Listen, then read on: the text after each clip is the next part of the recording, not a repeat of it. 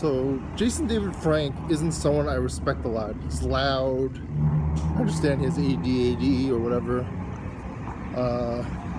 There's an attempt for someone to kill him, which was not good. But fans respect him. He's a part of the franchise. He's the face of the franchise. Almost as much as Austin St. John. And I feel like at the end of Power Rangers Turbo, James Saban didn't care. I don't know if it was a money thing. I don't know if it was an attitude backstage thing, which is entirely possible considering he did a lot of stuff like dropping his pants during a Christmas episode with Amy Jo Johnson. I doubt James Saban actually cared about that, but that's a possibility. But in any case, it's pretty much evident when you watch the beginning half of Power Rangers Turbo, which I would consider by itself not even a half season, but a full season even, that James Saban was pretty much trying to sabotage Jason David Frank and the original Power Rangers cast for the first season or half season of Power Rangers Turbo. They're getting removed. Pretty much.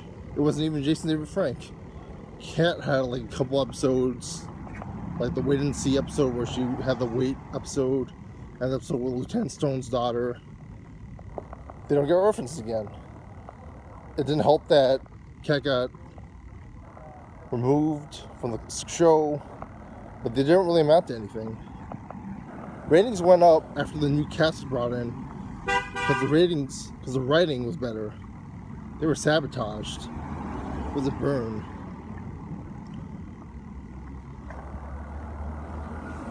Kat didn't have much to do. Tanya had the radio thing.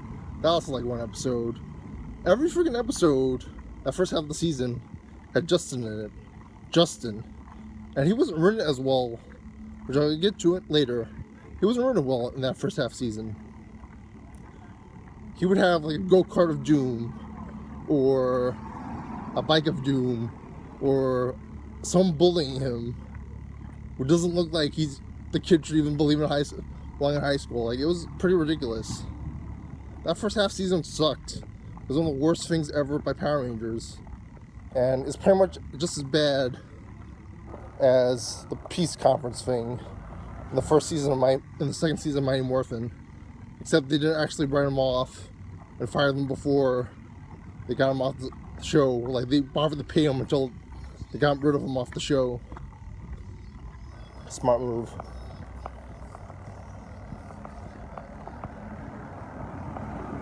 They never came back for In Space other than like TJ, or other than like Justin. It was really bad. Divatox doesn't have much to do in the show. Algar isn't as funny. He's grown-worthy. I always found him annoying, but he gets funnier in the second half of the season. Divatox, I don't even know where she's a villain. She plays off the word evil. I don't know if Carol Hoyt wasn't as entertaining, but it sort of just didn't work. I think they just didn't write her good lines. I don't know if Hillary Shepard Turner improvised or not, but like, it was really bad what she did. What Carol Hoyt Divatox did. And as a kid in middle school, I didn't care what happened to this. I don't know how big the internet was, but I don't know if in the New York Times they would advertise Power Rangers, because I'm in New York, the Power Rangers cast is getting fired or whatever. I don't know if that would make the New York Times. Well, please post articles to prove me wrong.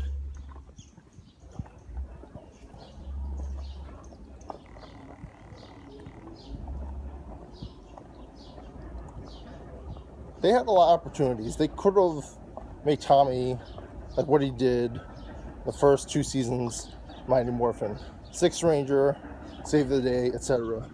He could do the martial arts, he was cool, etc. They could have had him do some better writing. Zio, he had great writing. Kat had great writing. Tiny had great writing. That kid wanted to cheat off her in that season of Zio. I don't know where he was.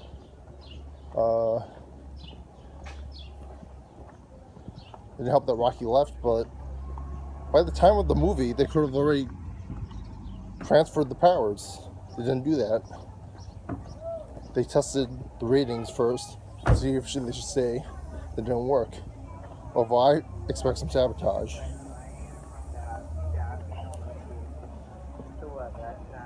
That first half of Turbo was very embarrassing, and it's probably why everybody hates Turbo. The second half is excellent.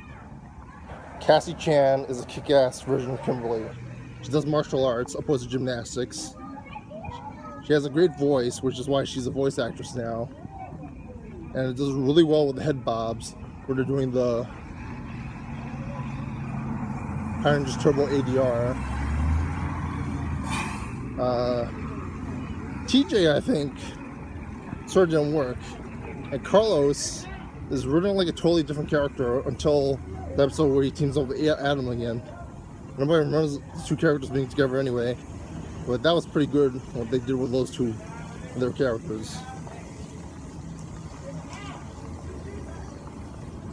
Like, if they had brought back Walter Emmanuel Jones, that wouldn't have made sense, because it wouldn't have helped the Carlos character.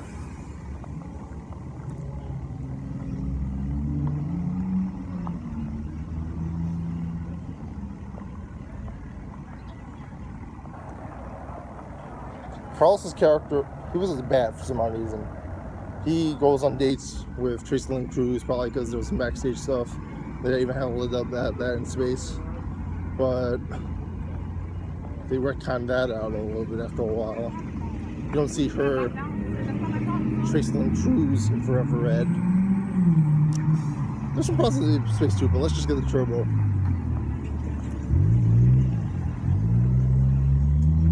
Very nonsensical. And some people have issues with Rocky. I felt like at least they established his character as the second in command to Tommy very well. He commands the Zords. They have a certain setup because of how he's set up. TJ saves Tommy.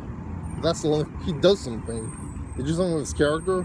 But they don't make it as if he's like proud of saving Tommy, or he has a legacy to hold up with the second half season of Power Rangers Turbo. I'll wait till this music clears.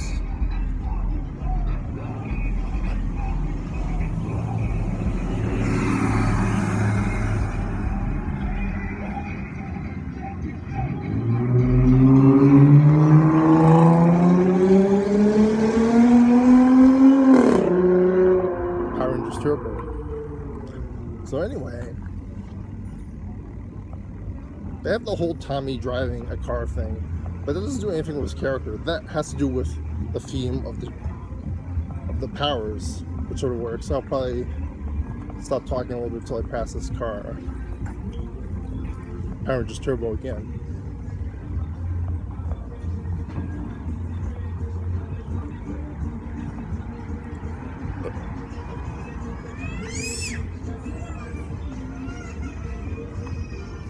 Oh, city life, always loud and annoying. Not like the suburbs of Angel Grove.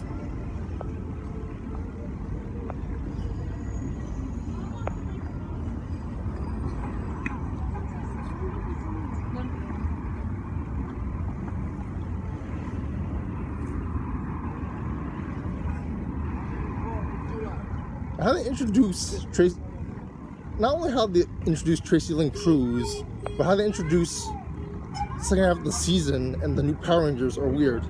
Power Rangers transfer, that was a good episode. Tracy Lynn Cruz and Carlos don't have much to do, and that's a problem. But at least Cassie and TJ saved the old Rangers.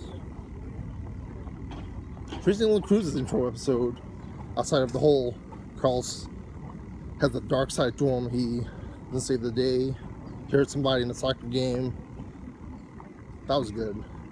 Tracy Lynn Cruz doesn't like Carlos because of that happening.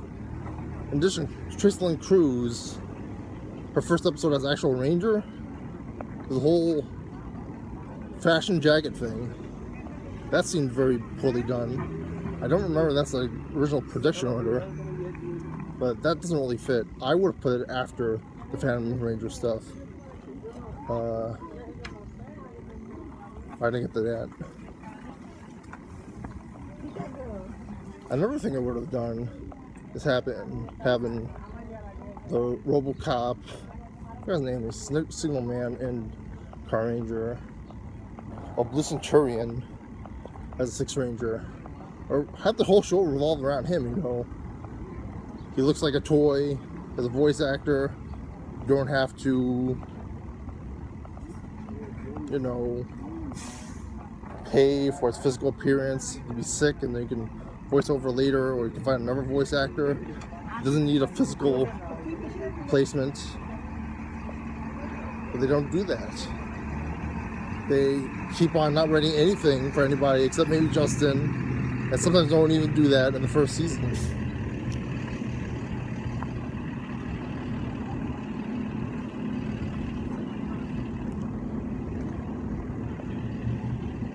I hear criticism for Wicked Beat, he's goofy, but I don't know, I thought it was cool.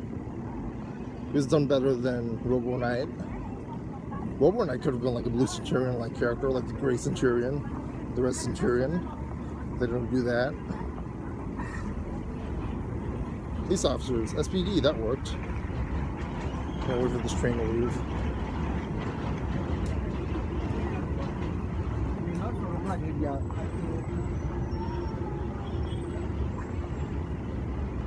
Like, there's not lots of opportunities. The Phantom Ranger was a very good arc and pretty much shaved the show, I'm guessing. They say the ratings went up after the second half. I believe it, even though I don't have evidence of it. Yeah, the Phantom Ranger was probably what did it. He was the new Tommy. He was basically like the Blue Centurion. Showed up a little bit, had the ADR character, on the scene, etc.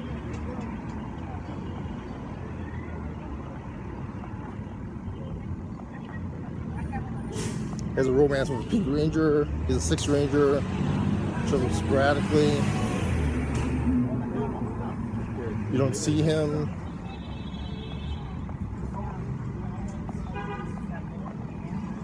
He's really cool and kicks ass.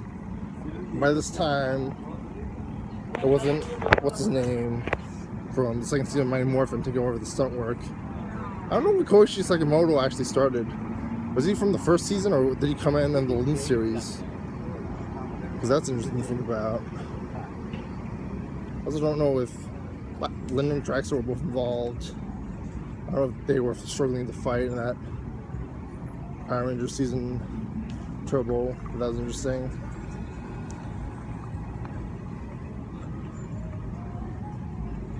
And there is sort of like a shift in control in the series. I wouldn't say this is Zoran era. I'd say there was a Tommy era even. And then stuff after that. The camp Tommy era, or the teen or adult, teen or college stuff. And then there's